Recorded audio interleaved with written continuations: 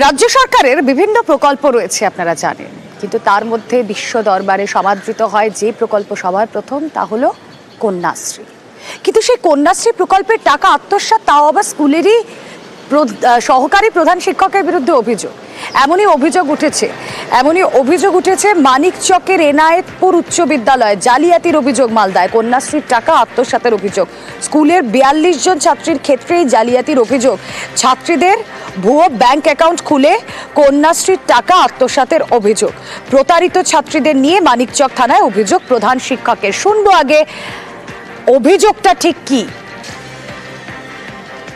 12 জন মেয়ে অভিযোগ করেছে, তাদের নামে কেটুর টাকা 2021 সালে তুলে নেওয়া হয়েছে। আমি জয়েন করার আগে সুনন্দ মজুমদার মহাশয় এখানকার অ্যাসিস্ট্যান্ট টিআইসি ছিলেন। অনলাইন পোর্টাল থেকে ডাউনলোড করে দেখা যাচ্ছে এই সমস্ত মেয়েদের যে কেটু ফর্ম আপলোড করা হয়েছে, সেখানে ডিক্লারেশন ফর্মে সুনন্দ মজুমদার মহাশয় তার অ্যাসিস্ট্যান্ট হেডমাস্টার সিল দিয়ে সই করেছেন। যে জালিয়াতি হয়েছে তার দায় কিন্তু সম্পূর্ণ তারই। ডাউনলোড করেছি, সেখানে যে সিল সই দেখেছি, সইটা দেখে কিন্তু আমার উনারই সই মনে হয়েছে। উনার ওটিপি ছাড়া কেউ সেই পোর্টাল খুলতে পারে না। অন্য কেউ সেই পোর্টাল খুলে তার সিল জাল করে, সই জাল করে ফর্ম আপলোড করতে পারে? এটা হতে পারে না। তো উনি অবশ্যই জড়িত আছেন, কিংবা জড়িত থাকার পরেও এখন উনি সাধু সাজার চেষ্টা করছেন, সেটা উনি জবাব দেবেন এবং প্রশাসন সেটাকে তদন্ত করে বের করবে। সমস্যাটা ঠিক কোথায় জানেন তো? সমস্যাটা হচ্ছে রাজ্যের এই প্রকল্পগুলো জনমুখী প্রকল্প। এর আগে আপনারা দেখেছেন, আমরা লাগাতার খবর করেছিলাম যে তরুণের স্বপ্ন চুরি হয়ে যাচ্ছে, ট্যাবের টাকা গায়েব হয়ে যাচ্ছে, সেখানে ভুয়ো অ্যাকাউন্ট খুলে টাকা হাফিস করে দেওয়ার অভিযোগ উঠছিল। কন্যাশ্রীর টাকা, সেটা ছাত্রীদের জন্য, তাদের ফর বেটারমেন্ট, এই টাকাগুলো রাজ্য সরকারের তরফ থেকে আসে। কিন্তু সেখানে যদি স্কুলের সহকারী প্রধান শিক্ষক এরকম একটা জালিয়াতির ফাঁদ পেতে বসে থাকেন, তাহলে আমি, আপনি সত্যি আমাদের কি এই বিষয়টা ধরাছোঁয়ার মধ্যে থাকে? কোথায় গিয়ে এটাকে আটকানো যায়, এ নিয়ে সমাধানের পথটা বার করতে হবে। এর আগে আমরা দেখেছি ট্যাবের টাকা গায়েবের ক্ষেত্রে রাজ্য সরকার সেই সমাধানের পথটা বার করেছিল। কিন্তু কন্যাশ্রীর টাকা শুধু কি মালদার এনায়েতপুর নাকি অন্য কোথাও এভাবে গায়েব হয়ে যাচ্ছে, সে বিষয়টাও নজর রাখতে হবে। আমরা স্পেসিফিক্যালি মালদার এই মানিকচকের এনায়েতপুর বিদ্যালয়ের দিকে নজর রাখি। আমাদের প্রতিনিধি সেবক রয়েছেন সঙ্গে। সেবক, সহকারী প্রধান শিক্ষক, তার বিরুদ্ধেই অভিযোগ। সর্ষের মধ্যেই ভূত, সত্যিই তো সমস্যাটা অনেক গভীরে।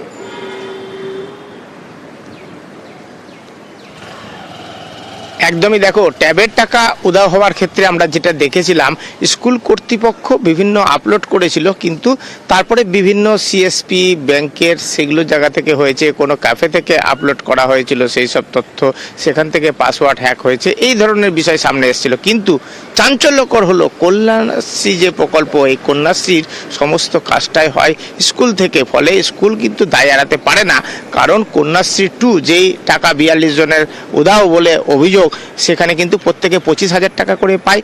সাধারণভাবে 18 বছর হলে তারপরেই এই ফর্ম জেনারেট হওয়ার কথা। এখন এই ফর্ম জেনারেট করে স্কুল কর্তৃপক্ষ। প্রত্যেক আবেদনপত্রের সঙ্গে ছাত্রী যে অবিবাহিত সেই শংসাপত্রও স্কুল কর্তৃপক্ষকে দিতে হয়। আর প্রত্যেক ফর্মের পিছনে একটা হেড অফ দ্য ইনস্টিটিউশন, তার একটা ডিক্লারেশন থাকে, সইসিল থাকে। এরপর আবার বিডিও অফিসে চেকিংয়ের ব্যবস্থা রয়েছে, যারা কন্যাশ্রীর নোডাল অফিসার তারা দেখেন।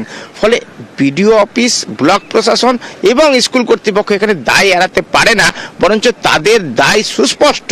কারণ এগুলির হার্ড কপি স্কুলেই সংরক্ষিত করে রাখা হয়। আর এই হার্ড কপি দেখতে গিয়েই প্রধান শিক্ষক বলছেন যে সহকারী প্রধান শিক্ষকের সই, সিল, ডিক্লারেশন, তার ভিত্তিতে টাকা গেছে অন্য অ্যাকাউন্টে। আর এই ছাত্রীরা বলছেন তাদের নামে টাকা উঠেছে জানেন না। 18 বছর হওয়ার পরে যখন আশা হচ্ছে 25,000 টাকা পাবেন, কিছু একটা উপকার হবে, কিছু একটা কাজে লাগাবে, তখন দেখছে তাদের টাকা আগেই তুলে নেওয়া হয়েছে, তারা আর এই প্রকল্পের সুবিধা পাবে না। পুরো বিষয়টি কি বলছেন আর কি বলছেন সহকারী প্রধান শিক্ষক, একবার শোনা যায়। বয়স 17 হয়েছিল, তো আমরা স্যারকে বলে, স্যার আমাদের চেক করে নিত। তো স্যার চেক করেছে, তো আমাদের 2021 সালে টাকা উঠিয়ে নিয়েছে। কতজনের হয়েছে এরকম? 12-13 জন। স্কুলের সম্বন্ধে স্যারের সই আছে, যারা দোষী আছে তাদের শাস্তি দেওয়া হবে। আমাদের যে K2 এর টাকা পাবো, ওটা আমাদের ফেক অ্যাকাউন্ট করে তোলা হয়ে গেছে। এটা তো আমরা হেড স্যার যাচাই করেছিলেন, তো ওটাতে নাম দেখালো সুনন্দ স্যারের, ওর সিগনেচার ওখানে আছে, তো এর মানে উনি করেছেন। আমাদের কন্যাশ্রীর টাকা কেউ তুলে নিয়েছে। স্যারের কাছে এসেছিলাম চেক করার জন্য, কন্যাশ্রীটা দেখেন তো টাকাটা হচ্ছে। তারপরে দেখলো তো আমাদের টাকা 2021 তোলা হয়ে গেছে। 2021 সালের ঘটনা। যেহেতু আমার সিল চাঙ্কের জাল করেছে, এবং সেই সময় লকডাউন ছিল, এটা ব্লেম দেওয়া হচ্ছে যে আমি নাকি এটা করেছি। তো 2019-এ প্রধান শিক্ষক চলে এসছেন, আর 2021-এর ঘটনা, তা আমার দায়িত্বটা কোথায় এখানে? নোডাল কী ছিল কি ছিলাম না আমার জানাই নেই, এগুলো বলা যাবে না, যেহেতু প্রধান শিক্ষক আসলে উনিই করেন এগুলো। কন্যাশ্রীর ব্যাপারটা উনি টোটালটা উনি দেখছিলেন, এখনও দেখছেন। এগুলো ভুয়ো কথা বলছে। বর্তমান প্রধান শিক্ষক অনেক খবরে শিরোনামে এসছেন, সাইকেল চুরি থেকে, হোস্টেল চুরি থেকে, এরকম প্রতিবাদ করেছিলাম বলে আমার সঙ্গে হাতাহাতি হয়েছে। এবং উনি কেমন মানুষ এলাকার মানুষ জানেন। ওনার সঙ্গে যেহেতু এটা আমার রেসারেসি চলছে, সেই সব সুযোগটা কাজে লাগানোর চেষ্টা করছে।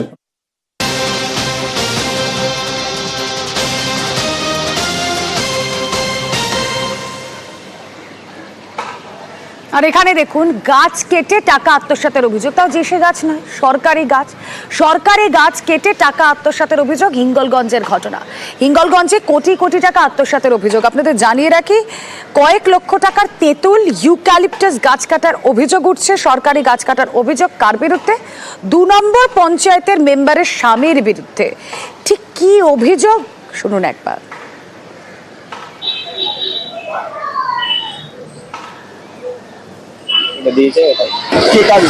পঞ্চায়েতের সদস্যরা থেকে কেটেছে, বিভিন্ন লোকজন রাখারা ছিল। পঞ্চায়েতের জানিয়েছে, থানায় জানিয়েছে। তার 1-1.5 বছর পুরাতন, কয়েক লক্ষ টাকা দাম। এটা জোর করে কেটে বিক্রি করে দিয়ে বিডিওকে জানিয়েছি, এসপি জানিয়েছি, এইচডিও জানিয়েছি, কোনো জায়গায় কাজ হয়নি। কেটেছে মেম্বারের স্বামী, নির্দলের মেম্বারের স্বামী নিরাপদ নায়ক, তার লোকজন নিয়ে। কোনো পঞ্চায়েতে অনুমতিও নেই, বিডিওর অনুমতিও নেই, বন দপ্তরেও নেই। আমাদের সঠিক তদন্ত হোক। কথা বলবো, অনুপম প্রতিনিধি রয়েছেন আমাদের সঙ্গে। অনুপম, সরকারি গাছ কাটা হচ্ছে, টাকা আত্মসাৎ হচ্ছে, এই যে গাছ কাটা হচ্ছে, এর জন্য তো সংশ্লিষ্ট দপ্তরের অনুমতি নেওয়া প্রয়োজন হয়, সেটা কি হয়েছে?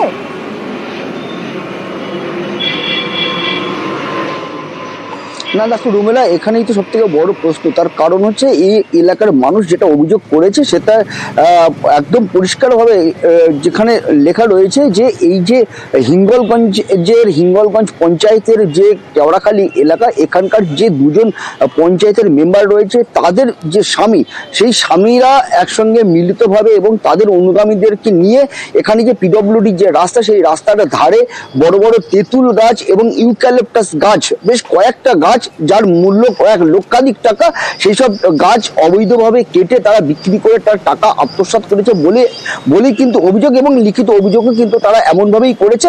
এবং তাদের যেটা দাবি যে এইসব ইউক্যালিপটাস গাছ এবং এই যে তেঁতুল গাছ, এই গাছগুলো কাটার জন্য কোন রকম বিডিও অফিস বা কোনো বন দপ্তরের থেকে কোন রকম পারমিশন এরা নেয়নি।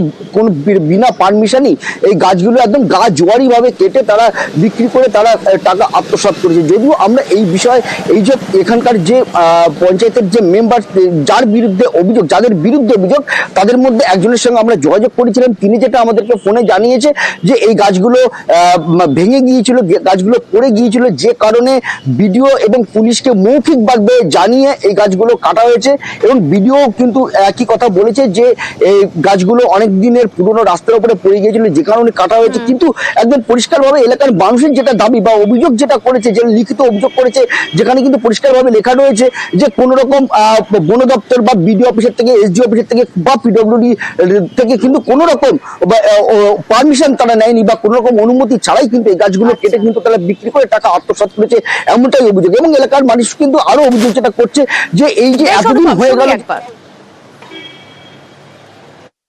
ঝড় যেদিন আসছে সেই দিনই বৃষ্টির জন্য ওখানে একটা গাছ একজনের ঘরের উপরে পড়ে কিন্তু ওখানে গোয়ালঘরটা ভেঙে গেছিল।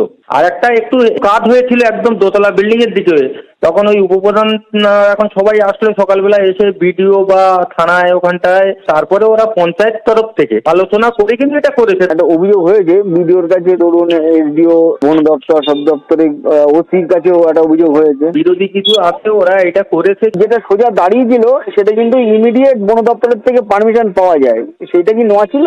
না না না না না না না না না, এগুলো আমি শুনেছি এগুলো পুরোনো ছিল, কিছু গাছের উপর রাস্তার উপরে এসে পড়ছিল, সেগুলো কিছু পড়েছিল, পুরোনো গাছ ছিল। পুলিশ দেখছে, পুলিশের কাছে কমপ্লেন ছিল, পুলিশ দেখছে।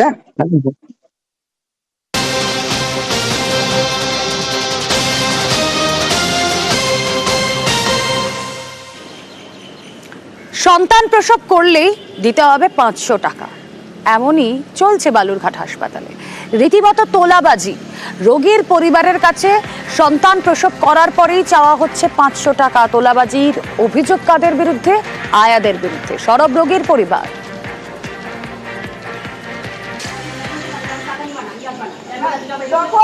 যখন ও বেল বাজালো সিস্টারদের যখন ডাকা হলো তখন আচ্ছা আমার কথা তুমি চাইবা কেন?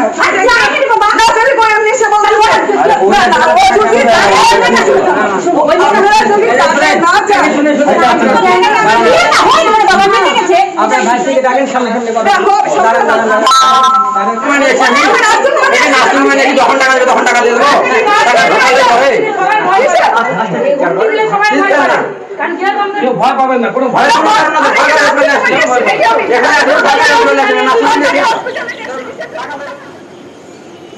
ছবি দেখলেন আপনারা। কথা বলি এবার আমাদের প্রতিনিধি অনুপ সান্যাল রয়েছেন সঙ্গে। অনুপ, তোলাবাজির নানা ধরন আমরা দেখি, কিন্তু একেবারে হাসপাতালে সন্তান জন্ম দেওয়ার পর 500 টাকা দিতেই হবে আয়াদের, এমন তোলাবাজি এই ছবি তো বিরল।